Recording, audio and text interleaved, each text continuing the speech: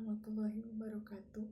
Perkenalkan, nama saya Ikfirul Hikmatul Maula dengan NIM 2108106009, kelas Tadris Biologi A semester 7. Di sini saya akan menjelaskan materi mengenai nematoda, annelida, moluska, arthropoda, dan echinodermata.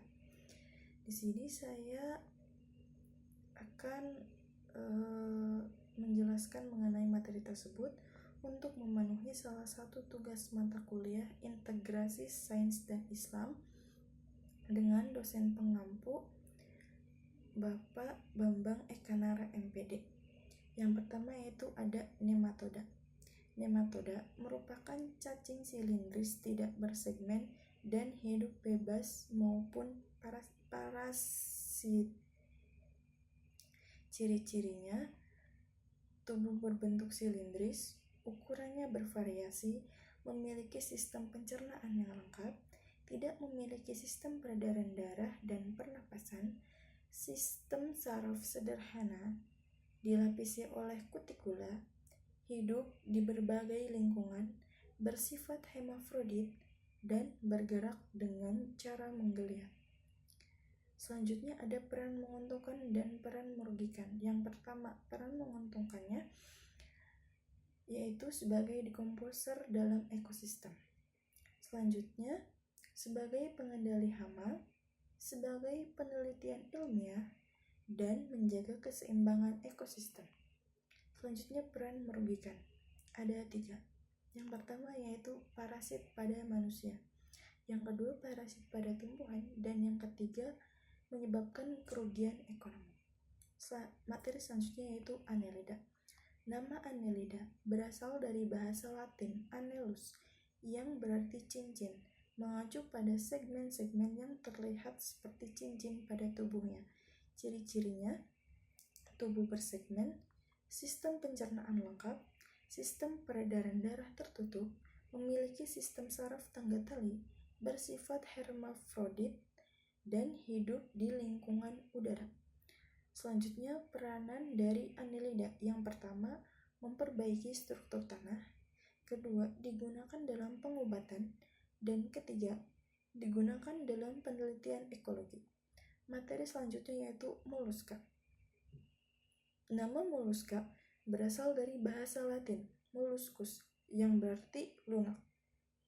Ciri-cirinya antara lain yaitu tubuhnya lunak, memiliki cangkang, sistem pencernaan lengkap mulai dari mulut sampai anus, sistem peredaran darah terbuka, kaki digunakan untuk bergerak atau menggali, hidup di laut, air tawar, dan daratan. Selanjutnya, klasifikasi dan peranan moluska. Klasifikasi moluska antara lain yaitu ada gastropoda, bivalvia, cephalopoda, Polyplacopora, Scapopoda, Monoplacopora, dan Aplacopora. Selanjutnya, peranan dari moluska. Yang pertama, sebagai sumber makanan, sebagai bioindikator lingkungan, cangkang digunakan dalam seni dan kerajinan tangan. Beberapa digunakan dalam penelitian obat-obatan. Selanjutnya yaitu ada arthropoda. Nama arthropoda berasal dari bahasa Yunani, arthron, yang berarti sendi, dan podos, yang berarti kaki. Jadi arthropoda itu memiliki arti kaki bersendi. Selanjutnya ada ciri-ciri dan klasifikasi. Yang pertama yaitu ada ciri-ciri dari arthropoda. Apa sih ciri-cirinya? Nah, ciri-ciri dari arthropoda ini antara lain yaitu tubuhnya bersegmen, kerangka luar terbuat dari kitin, kakinya bersendi, sistem pencernaan lengkap, sistem peredaran darah terbuka, memiliki otak sederhana dan ganglion, reproduksinya secara seksual, dan habitatnya itu di semua habitat. Selanjutnya ada klasifikasi dari arthropoda. Nah, kira-kira apa aja sih klasifikasi dari arthropoda?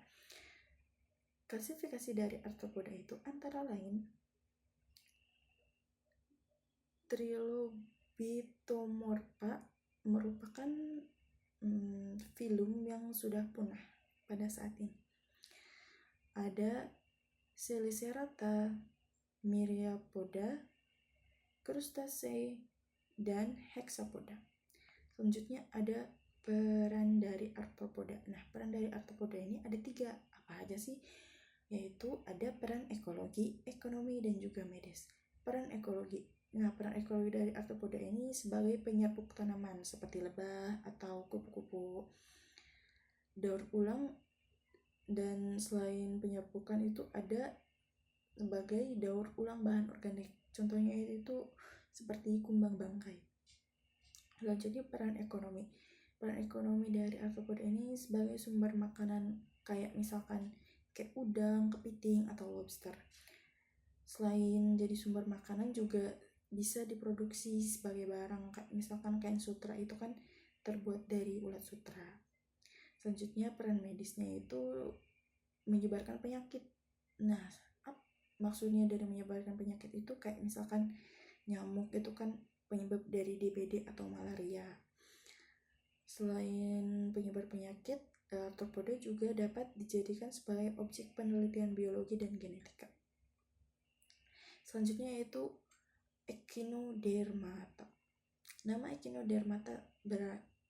Echinodermata berarti kulit berduri dalam bahasa Yunani, mengacu pada tekstur berduri atau bergelombang pada bagian luar anggota tubuh dari Echinodermata tersebut. Ciri-cirinya yaitu simetri radial, kulit yang keras dan berduri, tidak memiliki rahang dan gigi, sistem pencernaan sederhana, tidak memiliki otak. Selanjutnya yaitu klasifikasi dan peranan.